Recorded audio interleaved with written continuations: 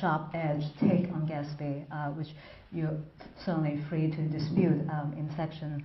But I want to begin with Maxwell Perkins, and his name actually came up last time when Fitzgerald read the In Our Time stories, the Paris edition. The person he wrote to was Maxwell Perkins to say that he's the real thing, you have to get him. So Maxwell Perkins obviously very, very important. I would say that he really is the muse of the 1920s. So the muse doesn't have to be a woman, doesn't have to be a romantic relation. He's just a very, very good reader, careful reader, critical reader, as we'll say. And this is a book about Maxwell Perkins and his three sons, Fitzgerald on the left, Hemingway in the middle, and Thomas Wolfe on the right. And these people wrote to him constantly. I mean, he really was their mentor and muse to all three of them.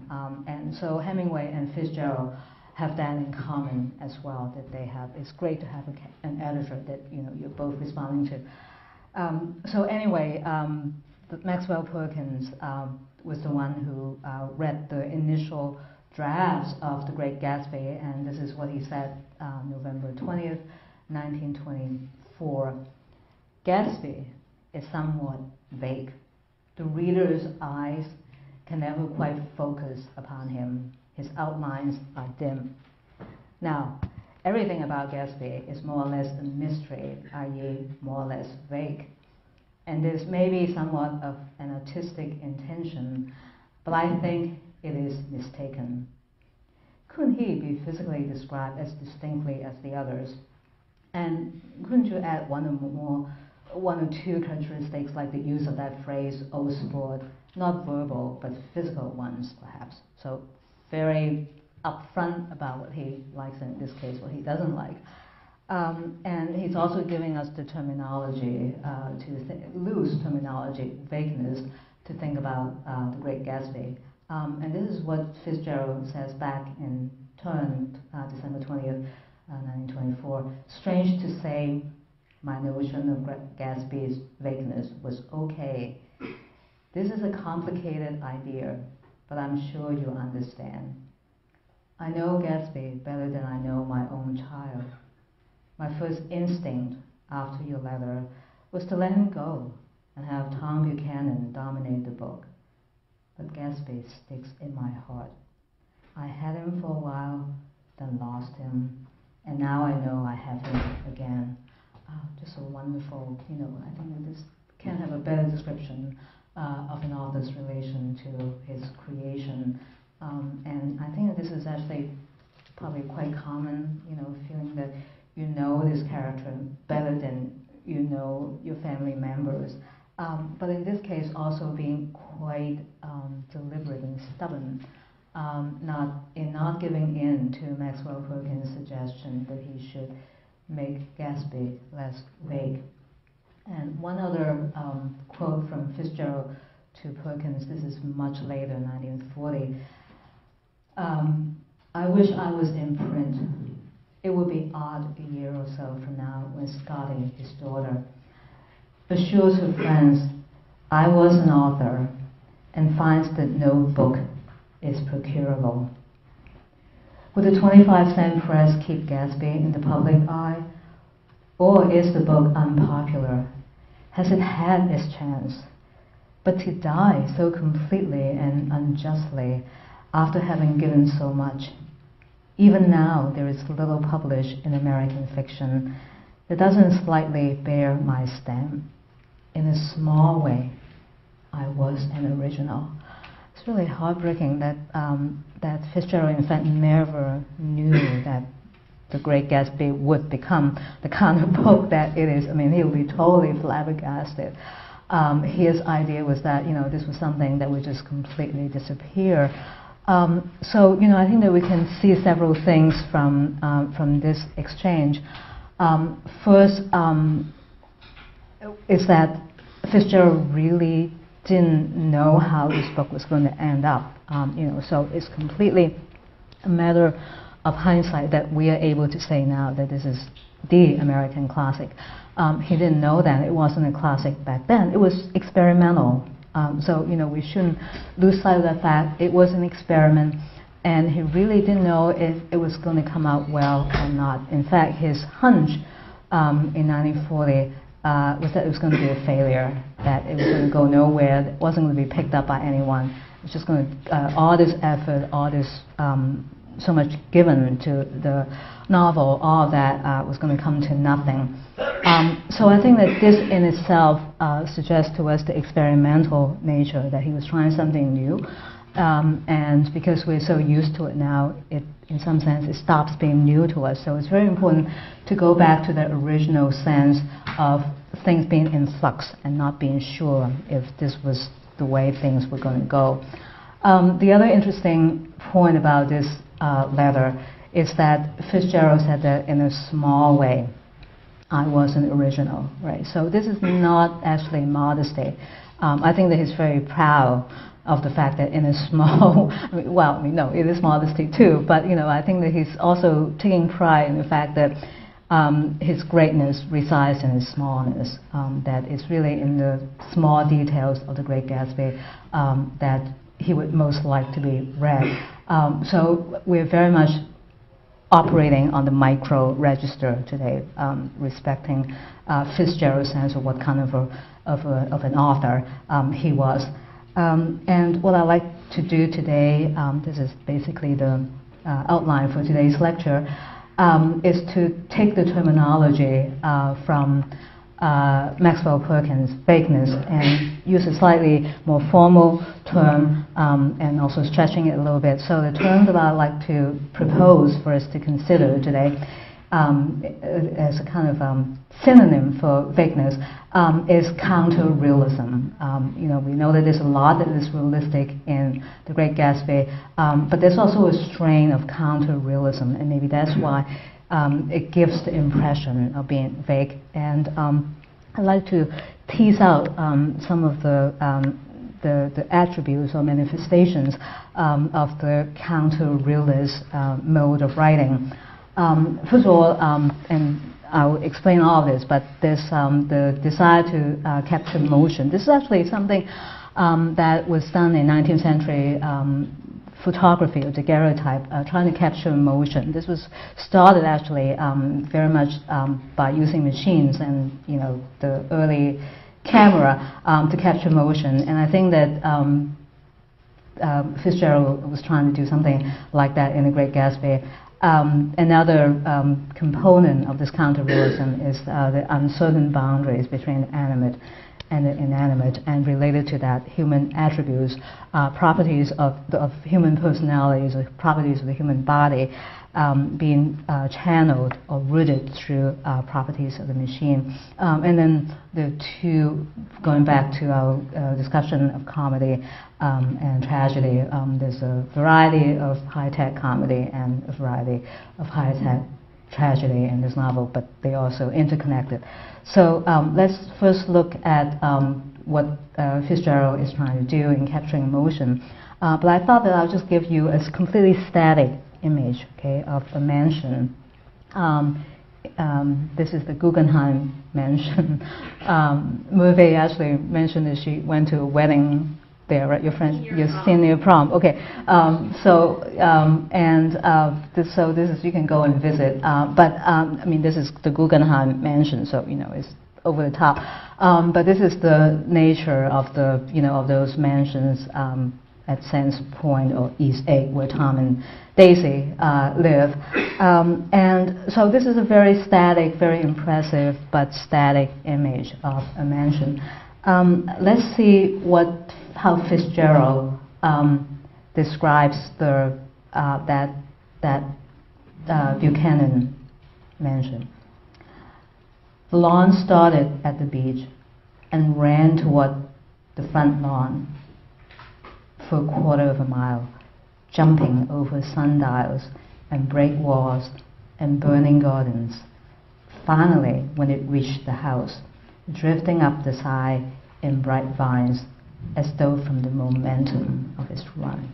It's completely not a static description at all. there's a little bit of static description of what the house looks like.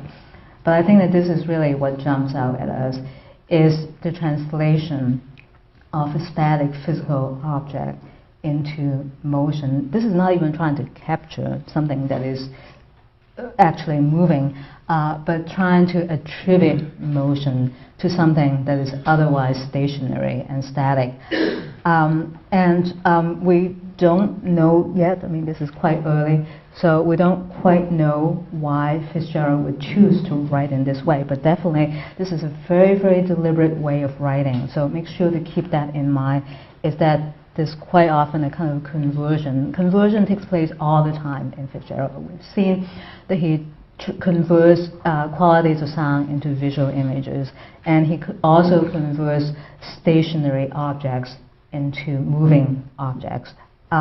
So there's a quality of this certainly much more dynamic, but it also gives a sense that even right here, we can say that it's almost as if the lawn has agency, right? It's not just sitting there. It's not just a lawn that is mowed by someone. It starts somewhere, it goes someplace, it jumps over things. It generates its own momentum. So the least we can say is that inanimate objects have life and motion and agency.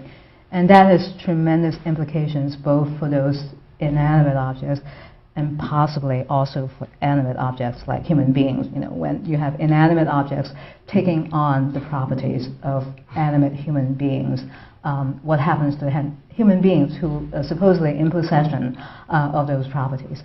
So this is just a kind of very, this is not a dramatic moment, but it says a lot about the kind of strategy that Fitzgerald uses. So let's go on now and look more at the boundaries between the animate and the inanimate, because I think this is really a kind of a major strategy performed throughout The Great Gatsby. So this is an image of Corona, which is the original for the Valley of Ashes that Fitzgerald describes somewhere. There's no man's land, even in this kind of very desolate visual image, but still, still we can visualize such a place, desolate as it is. Let's look at the way Fitzgerald describes this place. About halfway between West Egg and New York, the motor road hastily joins the railroad and runs beside it for a quarter of a mile, so as to shrink away from a certain desolate area of land. This is a valley of ashes, a fantastic farm where ashes grow like wheat into ridges and hills and grotesque gardens, where ashes take the forms of houses and chimneys and rising smoke, and finally, with a transcendent effort of men who move dimly and already crumbling through the powdery air. Occasionally, a line of gray cars crawls along an invisible track, gives out a ghastly creak, and comes to rest. And immediately, the ash-gray men swarm up with leaden space and stir up an impenetrable cloud which screens the obscure operations from your sight. I honestly don't know what Fitzgerald is talking about, whether he's really talking about actual ash-gray men. I mean, who are those men? They don't look like people who work at gas stations. We just don't know what they are. So by the time we get to the end of the passage, the ontological status of the passage is really in doubt. We don't know if this is just hallucination, if this is an optical illusion, or something even worse than that, a hallucination on the part of Nick. We can now see the fact that inanimate objects have agency and are capable of moving, that they tend to render the visual field very wobbly, very shaky. It's quite often out of focus. quite often it's like a camera that is moving, it's blurry image. So we don't exactly know what we're looking at. But even though we can't exactly say, we can't name the thing that we're looking at, there is something grotesque about this scene, right? And the grotesqueness comes not so much from the landscape itself. In the original landscape, it's just sad, but it's not especially grotesque. The grotesqueness comes really completely from Fitzgerald's rhetoric, from his rhetorical intensification of that landscape. Ashes growing like wheat, and into ridges and hills and grotesque gardens, ashes taking the form of houses and so on, and maybe ashes turning into those ash-gray men. Maybe they're just optical illusions, that they're not really biological human beings. We don't know. So it seems as if this kind of grotesque fecundity to inanimate objects, ashes are capable of reproduction. They're capable of reproducing themselves in a way that we tend to think that only animate things are capable of doing, right? Reproduction is not a property, it's not a prerogative of inanimate objects, but here it seems as if it actually is within the province of inanimate objects to be grotesquely reproductive. So already what we're beginning to see is the kind of the right thing over of a lot of things that we had imagined to be on the human side, on the human side of the equation, that all those things that we have, that are in our possession, that we are the sole owners of, all those things are being written over to inanimate objects that might or might not be benign towards us. We don't really know what the relation is between these inanimate objects and us. But I think there's yet another twist to this passage, and it has to do with a very unobtrusive, but I would say non-trivial phrase, which is the motor road hastily joins the railroad and runs beside it for a quarter of a mile. Do you guys remember anything hearing that phrase before? The lawn started at the beach and ran toward the front lawn for a quarter of a mile. So this is the kind of verbal echo that of a very small but telling detail that suggests that those two passages are connected. I mean, we can really see what kind of a craftsman he is. A genius in a small way, but that's why he's so great, is that it's just this completely factual, seemingly factual phrase that serves as the bond between those two passages. So the suggestion would seem to be that there's a kind of an underside to the Buchanan garden, right? It's like mansion, grand mansion, and the on and so on. That this is really the underside. And in fact, the two of them actually have a lot in common. There's a lot of common ground, and the life, the strange and obscure but very fertile and menacing life of the inanimate object would seem to be the common ground between those two. So we don't have to read very far into Great Gatsby to know that there's something very wrong, with that marriage between Tom and Daisy. If this the landscape itself suggests that the desolation is never really absent from that household. So I know that we are all thinking about Gatsby because really Maxwell Perkins objected mostly to this portrait of Gatsby that he's very vague. So here is this 1974 version embodied by Robert Redford of Gatsby, and I have to say, when I see this, it's not. I wouldn't say it's not my image of Gatsby, but it's also not my image of Gatsby either, because I really haven't really visualized Gatsby all that much. So I have a kind of funny relation to this. It's okay, but I guess I really could do without him. But anyway, it is a interesting kind of foil to what Fitzgerald is trying to do, because certainly we should see the movie and everything, but the book is trying to do something very different. It's not trying to create a Robert Redford-like image of Gatsby. So this is why Maxwell Perkins thinks that Gatsby is fake. A personality is an unbroken series of successful gestures. Then there was something gorgeous about him, some heightened sensitivity to the promises of life, as if he were related to one of those intricate machines that register earthquakes 10,000 miles away. There's almost no physical description. This is very early. It's true, we haven't seen Gatsby, but there really is never a full-fledged physical description of Gatsby. And instead, we get this very, very oblique, very abstract descriptions of Gatsby, telling us about his personality, but not even supplying us with adjectives to name that. So, we can just look at the simple level of syntax.